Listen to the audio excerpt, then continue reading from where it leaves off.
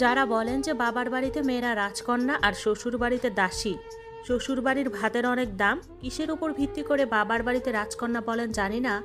এতটুকু বলি, আপনার অভিজ্ঞতা স্বল্প, এখনও বাস্তবতা দেখেননি, এই জন্য বাবার বাড়িটা আপনার কাছে রাজপ্রাসাদ। অল্প বয়সে বিয়ে না হয়ে 30 বছর পর্যন্ত অবিবাহিত হয়ে ঘরে থাকেন, দেখেন ভাতের নলা গলা দিয়ে নামে কিনা। প্রতিবেশীর অল্প বয়সী মেয়েটা যখন বাচ্চা কোলে নিয়ে আপনার সামনে দিয়ে হাঁটে, তখন কেমন অনুভূতি হয়? আপনার জন্মদাত্রী কিভাবে আপনাকে কলিজা ছিঁড়ে আঘাত করা খোঁটা দেয় বয়স বেশি হয়ে যাওয়ায়? কোনোদিন প্রতিবেশীর খোঁটা শুনেছেন? ডিভোর্সি মেয়ের অবস্থা দেখবেন, জামাই বাড়িতে অশান্তি হোক সবাই বলবে চলে আসো, আমরা আছি। 2 দিন বাপের হোটেলে খেয়ে দেখেন, গলা টেনেও সেই ভাত নিতে পারবেন না। আপনি যে আদরের কন্যা, দেখেন আপনার কিং বাবা আর কুইন মা উঠতে বসতে কিভাবে খোঁটা দেয়। আর যদি ভাইয়ের হোটেলে খান, ওইটা ভাত মনে হবে না, বিষ মনে হবে।